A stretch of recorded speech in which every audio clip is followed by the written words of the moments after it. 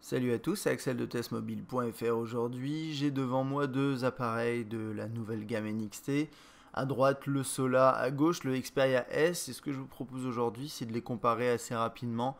Alors vous allez me dire, effectivement, c'est pas deux appareils qui sont réellement comparables. Donc c'est pas, ils appartiennent tout simplement pas à une gamme de prix similaire. Mais ce qui m'intéresse plutôt ici, c'est de voir finalement quelles sont les différences. Bon, en termes de design, on va regarder un petit peu parce que ce qui est intéressant, c'est que le Sola, c'est le seul appareil de la gamme NXT qui n'a pas cette barre transparente ici. Donc on va les regarder bien sûr. Et donc ça donne l'occasion de se rendre compte de la différence de taille entre du 4.3 pouces et du 3.7. Et également dans l'interface, quelle est la différence en termes de fluidité. Vous avez déjà vu normalement le test du Sola. C'est un bon appareil, il manque peut-être un peu de fluidité à certains endroits. On va voir si en fait entre le Xperia S et le Sola, il y a une différence qui est réellement importante sur ce point-là. Donc en termes de design, comme je disais au début, on a un écran 3.7 pouces ici, ça c'est du 4.3, donc on voit quand même assez bien la différence de taille. Euh, on va regarder ensuite de côté. Donc niveau épaisseur, on a un Xperia S qui est un peu plus épais. Et comme vous voyez ici, celui-là a une coque arrière qui est complètement plate. Il y a peut-être une légère, enfin c'est légèrement incurvé, mais pas franchement beaucoup. Et ici c'est un peu bombé, comme vous pouvez le voir là, surtout dans ce sens-là. Donc ça c'est une différence majeure. Et après bien sûr vous avez ça. Donc à l'avant vous avez les petits boutons qui sont sensibles ici. Là c'est sensible mais avec des petits logos imprimés dessus. C'est ce genre de choses. Là, on a la barre transparente qu'on n'a pas ici. Donc, ça nous donne finalement un élément comme ça et là comme ça. Donc, ça, c'est des petites différences de design. Il n'y a pas grand chose de plus. Après, si on les regarde de côté chacun. Donc, ici, sur le Xperia Solar, on a quand même un bouton d'appareil photo sur le bas.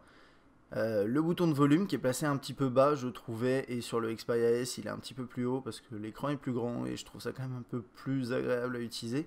On a un port HDMI ici qu'on n'a pas bien sûr sur le Sola puisque c'est un appareil quand même moyenne gamme.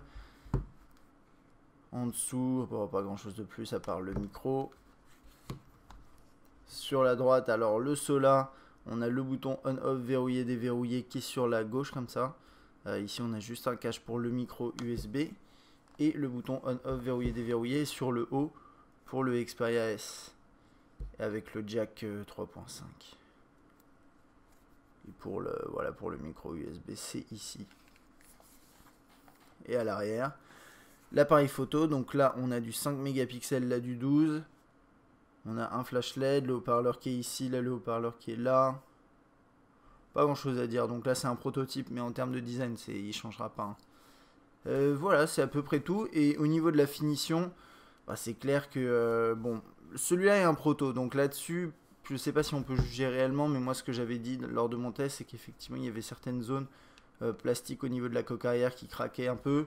Là ici, on a quelque chose de beaucoup plus solide, malgré le fait que vous pouvez quand même enlever cette partie-là, ce qui est d'ailleurs un peu étrange. J'aurais peut-être préféré un système de slot pour mettre la SIM et la micro SD, mais pourquoi pas en marque. Parce que je dis ça parce qu'en fait la batterie ne peut pas être retirée ici.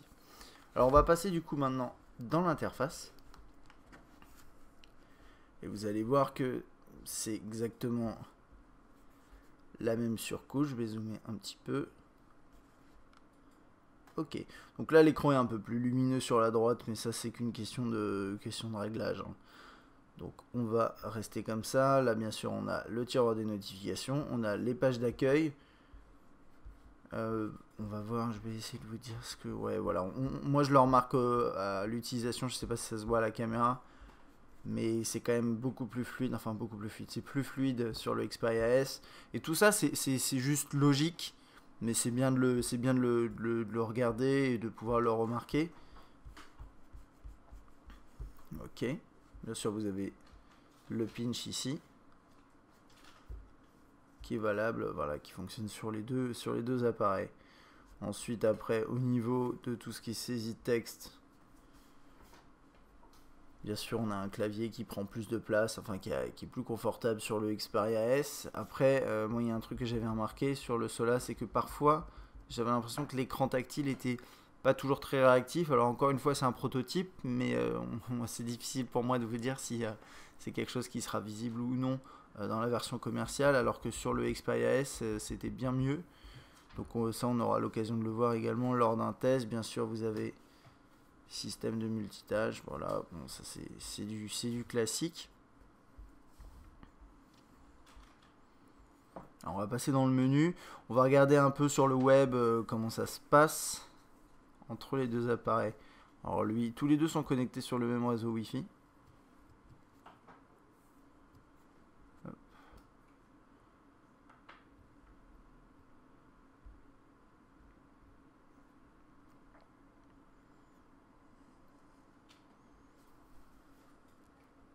C'est pas un test de rapidité de toute façon, donc là c'est pas ça qui nous intéresse. Là, ce qui m'intéresse, c'est plus la fluidité.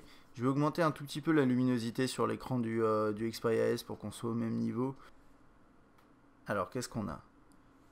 Donc là, bon, c'est ce que je disais sur le Xperia dans mon test, sur le Xperia Solar, c'est bien, mais ça manque clairement de fluidité quand même.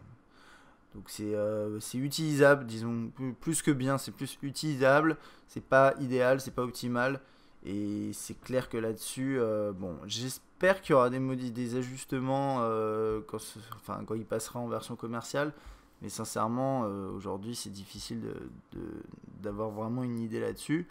Mais pour un appareil moyenne gamme Android, c'est assez fréquent finalement d'avoir ce genre d'expérience sur le web, et là, bah, c'est pas top. Sur le Xperia S, forcément, c'est un peu mieux. C'est même pas mal du tout. Il y a un léger délai quand même quand je fais ça. Alors, quand je défile, alors peut-être que c'est aussi volontaire pour ajouter un petit effet. On va tester un petit peu de zoomer. Donc là, il n'y a pas de souci, c'est extrêmement fluide. Ouais. Là ici, c'est pas mal, en fait, c'est assez réactif. C'est juste qu'au niveau de l'affichage, du coup, c'est légèrement plus saccadé. Mais au niveau du zoom, il n'y a pas de grande différence. Le double tap, qui fonctionne bien sûr sur les deux. On va aller essayer de regarder une vidéo en flash sur les deux appareils, ou en tout cas une vidéo YouTube. On va voir comment ça s'affiche tout ça.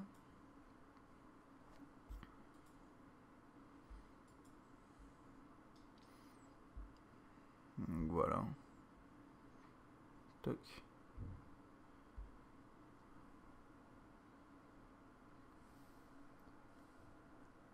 On constate quand même des différences de couleurs assez importantes entre les deux appareils, ce qui est... Alors forcément, on a le test le son qui va se lancer.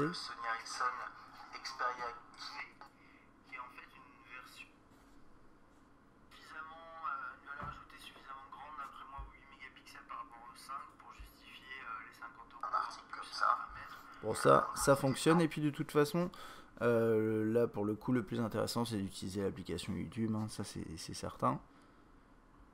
Hop, voilà. Bon, après au niveau des paramètres, vous avez la même chose, ça. Donc il y a les histoires de plugins. Donc là c'était toujours activé comme vous l'avez constaté. Puis c'est à peu près tout ici.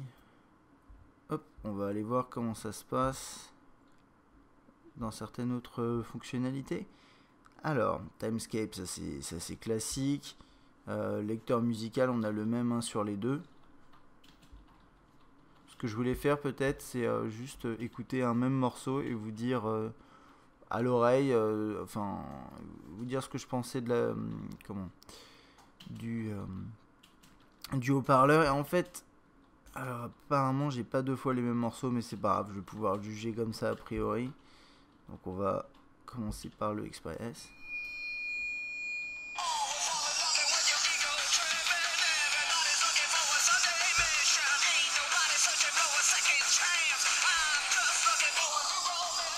Ah si, j'ai la même chanson qu'on va pouvoir...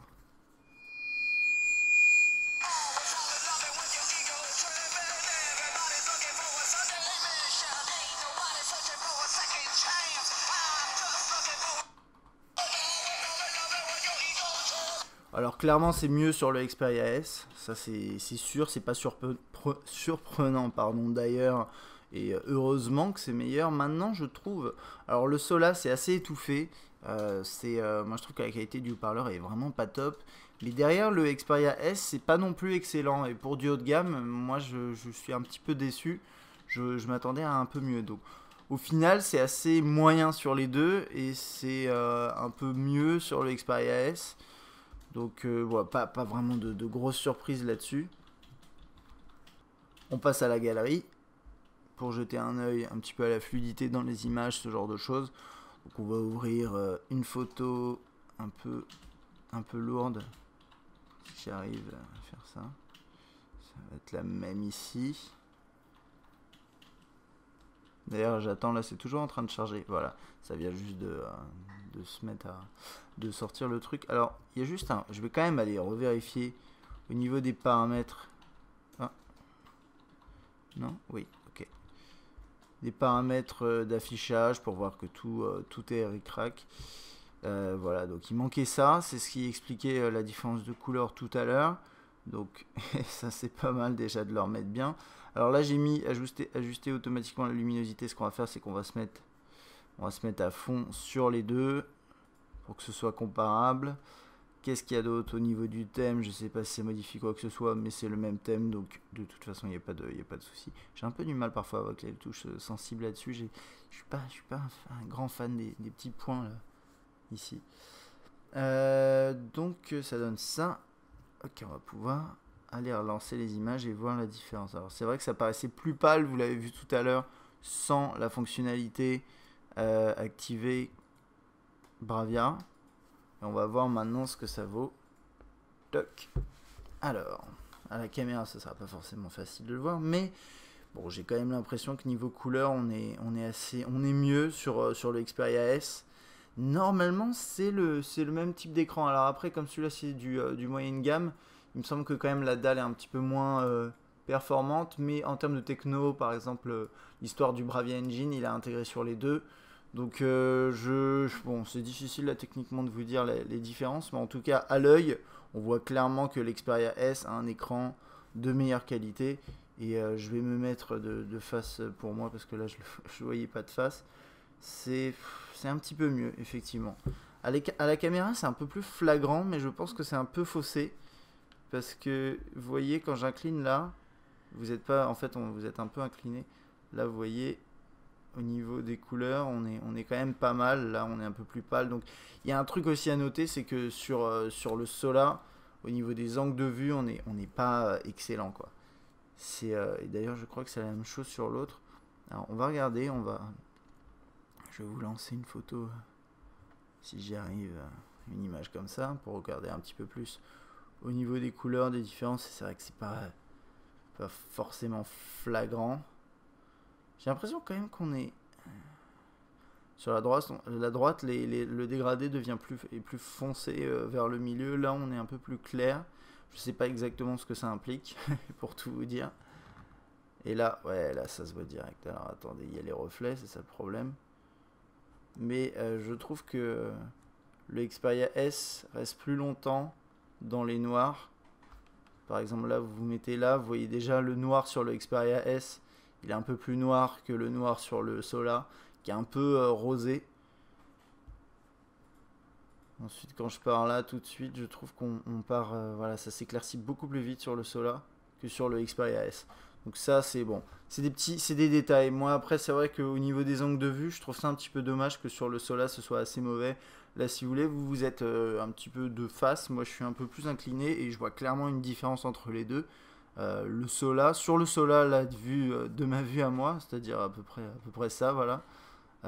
Il a un écran vraiment gris sur les noirs.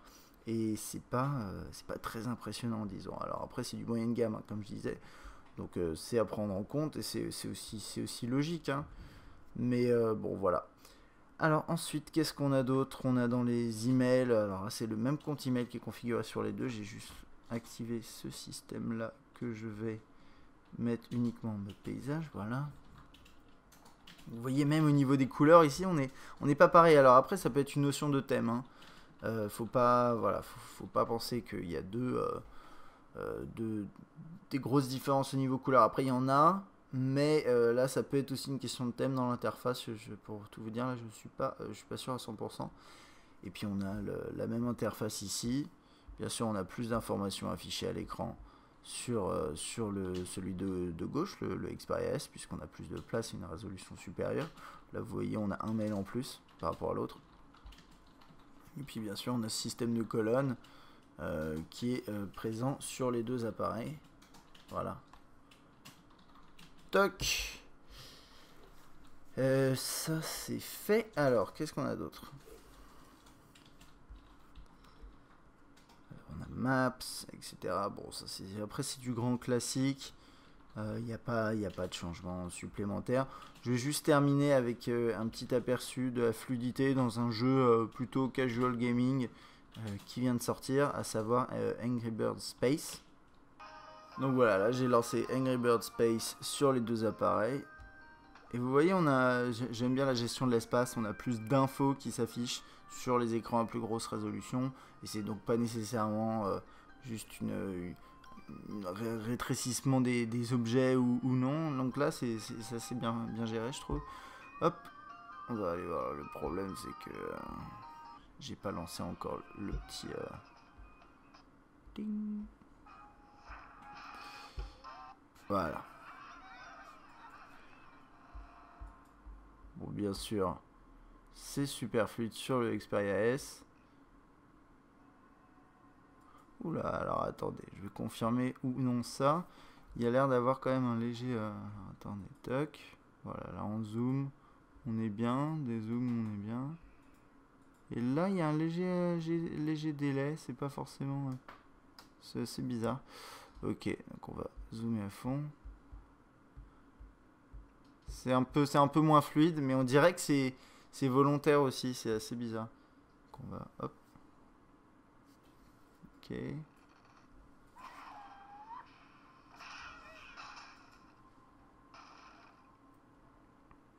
Après, le jeu est quand même bien optimisé, donc il tourne très bien sur le Sola quand même. On va regarder un dernier niveau juste pour voir.